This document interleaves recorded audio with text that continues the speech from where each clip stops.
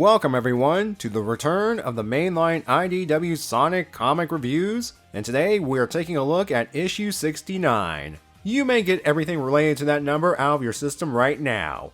Okay, moving on. This issue begins a new arc in the overall Clean Sweep Inc. saga, but before we continue, I want to first say for those who are new here, welcome. I hope you have a good time here, and second, since the issue is still relatively new, there will be spoilers abound. Plus, there will be spoilers related to future issue solicitations. You'll see later on. Because it's been a while since a mainline issue was released, and this is the reason why, let me sum up what's going on so far in the book. An old criminal named Clutch the Possum established a business called Clean Sweep Inc. On the surface, the company is dedicated to cleaning up discarded Eggman tech so it won't hurt the public. In reality, he's taking that discarded tech and selling it to some shady individuals. He sees the Restoration as a threat to his operation because they do the same thing Clean Sweep Inc. does, but they legitimately dispose of the Eggman tech. Not to mention, it's free. He plans to take them out as a rival. To do so, he established a business partnership with the Restoration, presumably so that he can begin his hostile takeover. To make sure things go more his way, he placed infiltrators to mess with the Restoration from the inside. First, there's Mimic the Octopus, a shapeshifter that was a teammate of Whisper the Wolf, who turned bad and orchestrated their team's destruction. Then there's Surge the Tenric and Kit the Fennec, two innocents remade into Sonic and Tails knockoffs by deceased mad scientist Dr. Starline. So how is all this tied into today's issue, which is clearly taking inspiration from Sonic Riders? I'll get more into this later in the video, but Clean Sweep Inc. and the Restoration are hosting this event, and things will happen in this Riders arc. This also ties into the previous issue, which featured Sonic and Tails testing the latter's new extreme gear. Tails' gear will be important in this issue, but not in the way you think. Alright, enough stalling. Let's dive right into the issue. It's the opening ceremony of the charity event Clean Sweepstakes, with the likes of Night the Owl as the MC and Umblechild waving the racing flag. This massive event on board the Restoration Shuttle was organized by the joint Restoration Clean Sweep Inc. partnership, though it's clear Clean Sweep Inc. is footing the bill. Come on, Clean Sweepstakes? Also, there's this live advertisement featuring a Dr. Yoke trying to ruin the fun with his partner Nick, but Clean Sweep is here to save the day by having their employees chase them away. Of course, the big thing that's happening today is that there is a race to qualify for the actual event. The only rule is the participants must cross the finish line before the time runs out. Sonic, Tails, and Amy are having a blast, with the former two utilizing boards Tails made. Since this is an extreme gear race, naturally the Babylon Rogues are also here, and right away they start bashing Team Sonic. Jet's goading Sonic as usual, Wave calls Tails' stuff second rate, and Storm... well, Storm's smart not to insult Amy unless he wants a hammer to the face. Anyway, Sonic and Jet go at it with Sonic gaining the lead thanks to his new board. Jet catches up and begins roughhousing Sonic until the new Diamond Cutters show up. Turns out they're referees during the Clean Sweepstakes, and Lanolin tells Jet to knock it off. It looks like things are going to be fine, until Sonic, Tails, and Amy's gear goes haywire. Sonic and Tails got off theirs fine, but Amy's in trouble. The two try to rescue her and deal with their malfunctioning boards, but Whisper takes care of that problem. Due to faulty equipment that could have possibly hurt someone, Lanolin disqualifies Team Sonic. During the race, and prior to the gear malfunction, there's a moment between Clutch and Jewel about the concept of leadership from a business perspective. This is also the second time Clutch uses Cola as a stand-in for some harder stuff.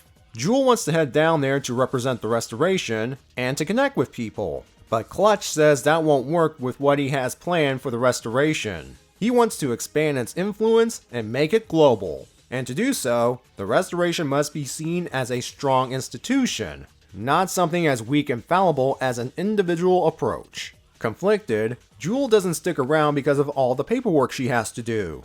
She later finds out about Team Sonic's disqualification thanks to Duo, aka Mimic. She wants to check in on them to see if they're alright, but Mimic says not to worry. He'll take care of things. Besides, he tells her they've already left. Team Sonic are in a Central City restaurant, gathering their thoughts. I don't blame them. I cannot think on an empty stomach myself. Tails is bummed about the gear, but Amy tells him to not beat himself up. She's right, Tails. We know your gear worked properly because we saw it in action last time, and even when it was damaged, it still functioned properly. Amy's getting a bit suspicious about Clean Sweep Inc. in general because 1. Her board wasn't made by Tails, and it suffered the same fate, and 2. The Clean Sweep staff won't let her talk to anyone from the restoration after the race. Sonic shares Amy's feelings, and Tails noted that the only time they didn't have their boards was during the examinations on the restoration's shuttle, meaning someone could have tampered with them. And that's exactly what happened.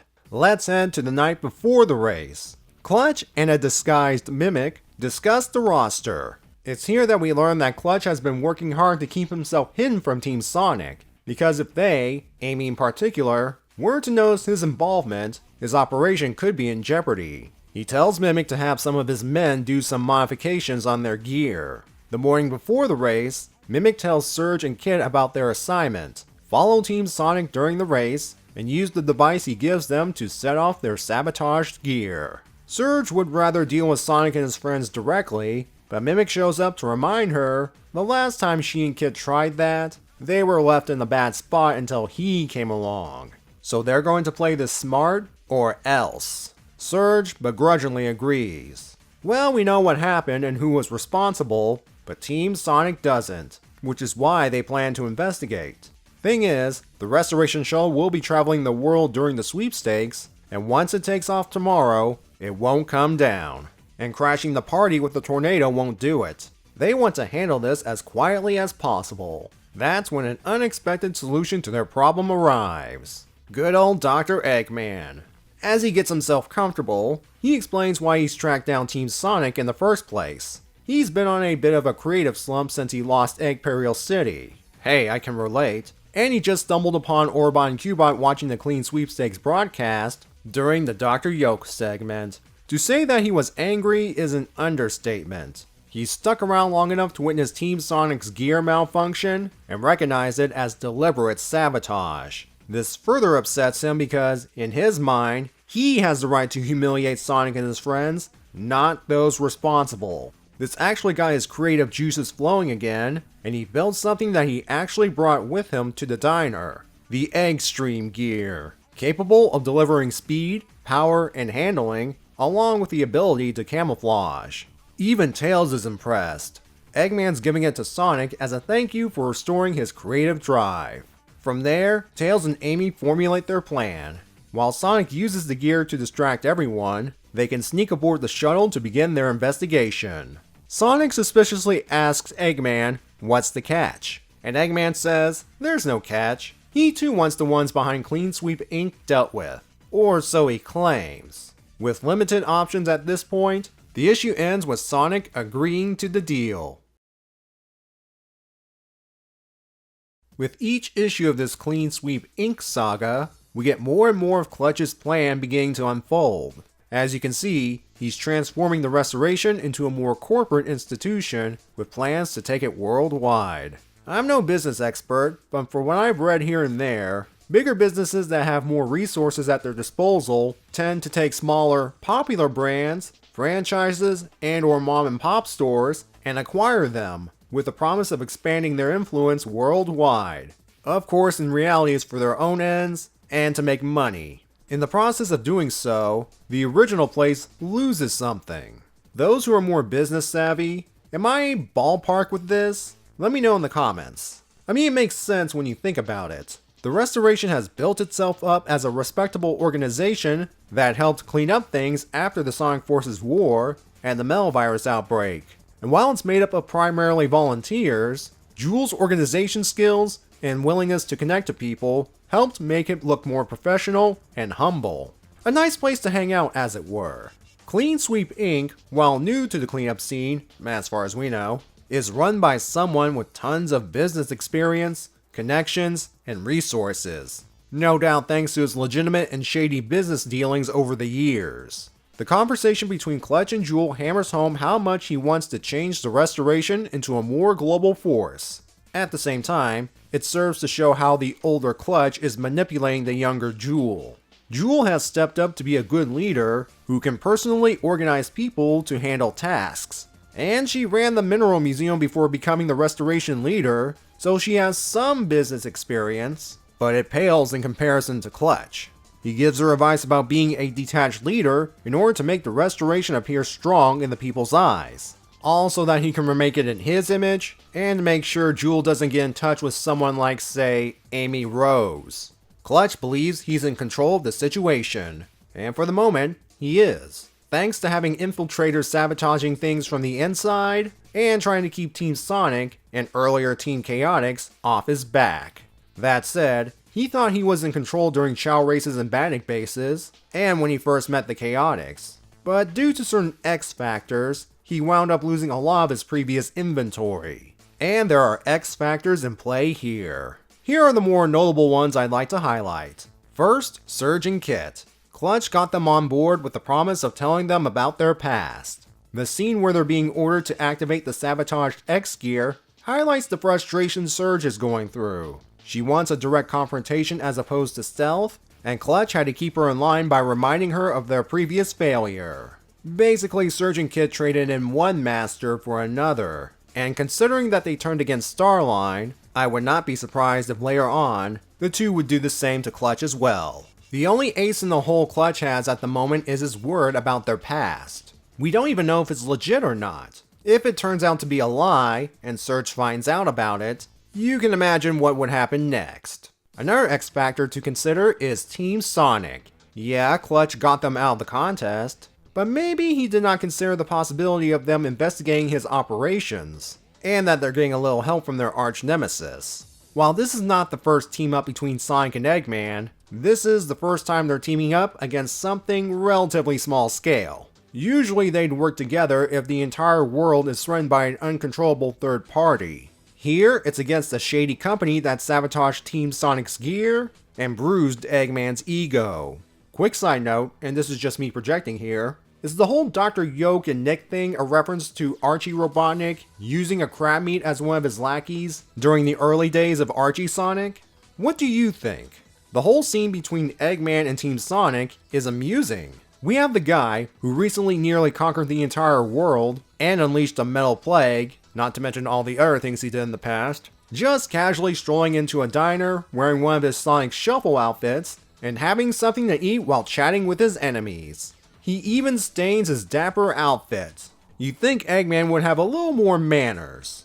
Here's where the future solicitation spoilers kick in. Now that Sonic's accepted Eggman's proposal, he'll have to disguise himself for the distraction. For one, he's disqualified, and two, he's using Eggman tech, so he'll need to create a new identity, the Phantom Rider. More on that next time. Might as well address Lanolin's behavior since people are curious about my thoughts. For the record, I'm still upset about the whole Silver thing, and I'm waiting for the day she eats that crow-flavored humble pie. With that in mind, I'm fine with her as referee, along with the other new Diamond Cutters. She shows no favoritism, and does not tolerate actions that could ruin the clean sweepstakes for everyone. But admittedly, she did take things too far when dismissing Team Sonic. Their boards did pose a risk, and from her point of view, she saw it as faulty equipment and not sabotage. That's fine. But during said sabotage, Amy was holding on for dear life. Lanolin should have shown some compassion here. I mean, it really says something when the fun-loving Tangle is getting tired of Lanolin's stick-up-her-rear attitude. Though I think her problem in general is not to do any follow-up investigations on weird activities, and I think that's going to bite her in that rear later on. The issue isn't without a sense of fun, and that's all because of the art. Because this is a Sonic Riders-based arc, there would be nods to those games, especially with the extreme gear the new Diamond Cutters utilize. Plus, it's amusing to see the comic characters in general wearing Riders-based outfits. And with Minho Kim as part of the issue's art team, naturally there will be some cameos. First, our buddy Barry from the murder of Sonic the Hedgehog. Still serving food to the crowd, I see. Ian Mulchler's Ian Jr. is back as one of the participants, along with another fan character I never heard of until this issue, Simon Chu.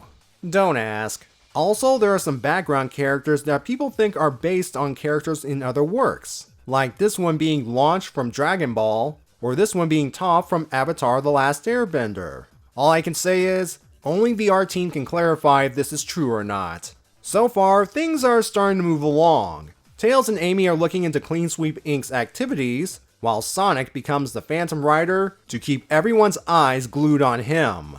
We don't know how accurate those future solicitations are, but one thing is certain, things will get crazy. I'll see you in issue 70.